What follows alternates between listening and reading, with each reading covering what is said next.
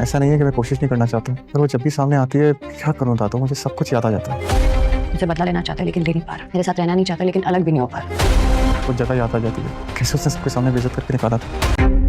नाफरमान औलाद के साथ रिश्ता ऐसे ही कायम रखते हैं जैसे जिस्म पर मौजूद कोई जख्म, उसकी कोई अहमियत नहीं होती।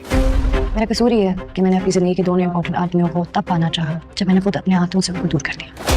आखिर कैसे? जब आयरा कामयार से की हुई शादी से तंग आकर अपनी जान लेने की कोशिश करेगी, पर क्या वक्त रहते इरफान साहब बीनीश की बात मानकर अपनी बेटी की जान बचा पाएंगे, या फिर कामयार को अपनी गलती का एहसास हो जाएगा और वह पहले की तरह आयरा को अपनी जिंदगी बना लेगा? जी हाँ दोस्तों, कहानी की शुरुआत होती है उस पल से जब आयरा अपने कमरे में टूटी हुई उदास हालत में बैठी होती है। आयरा की आंखों में आंसू होते हैं और वह खुद से बस यही कहती जा रही होती है, मैंने अपनी जिंदगी की सबसे बड़ी गलती कर दी, मुझे कामयार से शादी नहीं करनी चाहिए थी। तभी वहाँ दादी आ जाती हैं। आयरा को परेशान देखकर वह सिर्फ इतना कहती हैं, वक़्त सब कुछ ठीक कर देता है। आयरा रोती हुई कहती है, दादी मुझे लगा था कामयार शादी के बाद सुधर जाएगा, मेरी वजह से जो उसे तकलीफ हुई है मैं उसे कम कर पाऊंगी, वह अपने दुख भूलकर मेरे साथ नई जिंदगी शुरू करेगा। लेकिन कुछ भी वैसा नहीं हुआ, कामयार कभी नहीं बदलेगा। जो मोहब्बत कभी मुझसे करता था आज उससे ज्यादा वह मुझसे नफरत करता है। फिर आयरा नफीसा का जिक्र करती है, दादी सिर्फ 2 से 3 दिन में ही कामयार के साथ मेरे इस रिश्ते से आंटी को मुझसे प्रॉब्लम होने लगी। रोज किसी न किसी बात पर ताने देती है, उन्हें लगता है मैं कामयार को समझ नहीं पा रही। पर सच यह है दादी, मैं कामयार को एडजस्ट करते हुए नहीं देखना चाहती, मैं उसे एक बेहतर इंसान बनते हुए देखना चाहती हूँ। मैं उसे इस तरह घुट घुट कर जीते हुए नहीं देख सकती। दादी आयरा को सीने से लगा लेती है और कहती हैं, तुम फिक्र मत करो, मैं खुद कामयार से बात करूंगी। अगले दिन नफीसा फरीहा के साथ मिलकर आयरा के खिलाफ बातें कर रही होती है। दोस्तों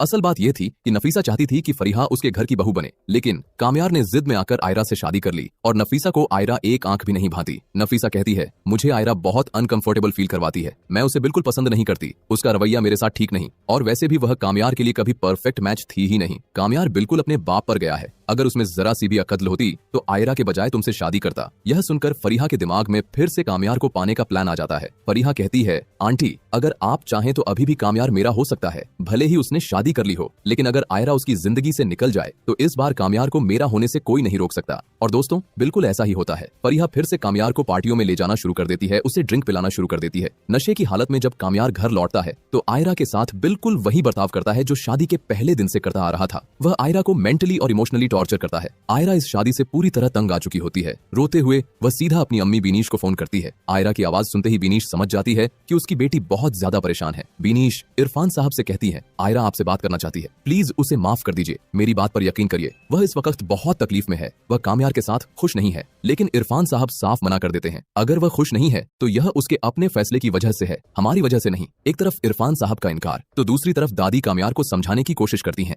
अगर तुमने अपना रवैया ठीक नहीं किया तो तुम्हारी जिंदगी फिर से तुम्हारी आंखों के सामने से हाथ से निकल जाएगी। कामयार कहता है, किसी को जिंदगी बनाना मुश्किल होता है दादी, लेकिन किसी को जिंदगी से निकालना बहुत आसान। और दोस्तों कामयार ने जो कहा होता है बिल्कुल वही होने जा रहा होता है। आयरा पूरी तरह टूट चुकी होती है, वह कामयार की जिंदगी से हमेशा के लिए निकलने का फैसला कर लेती है, अपनी जान लेने की कोशिश करती है। पर उसी वक्त बीनीश जबरदस्ती इरफान साहब को लेकर वहां पहुंच जाती है। अपने अम्मी अब्बू को सामने देखकर आयरा खुद को नुकसान नहीं पहुंचाती। इरफान साहब आयरा को माफ कर देते हैं और उसे अपने साथ घर ले जाने को कहते हैं। इस बार आयरा सिर्फ अपने बाबा की सुनती है, सामान पैक करती है और वहां से चली जाती है। लेकिन आयरा के जाते ही कामयार को अपनी सारी गलतियों का एहसास हो जाता है। वह सीधा आयरा के घर उसे मनाने पहुंचता है, लेकिन आयरा इस बार कामयार से सारे रिश्ते नाते तोड़ चुकी होती है। वह बताती है कि अगले ही हफ्ते पढ़ाई के लिए मुल्क से बाहर जा रही है। कामयार कैसे अपनी जिंदगी को खुद से दूर जाने देता। वह भागता हुआ एयरपोर्ट पहुंचता है और आखिरी बार आयरा को रोकने की कोशिश करता है, गिड़गिड़ाता है, अपनी गलतियों की माफी मांगता है। इरफान साहब कामयार की आंखों में साफ साफ पछतावा देखते हैं और वह खुद आयरा से कहते हैं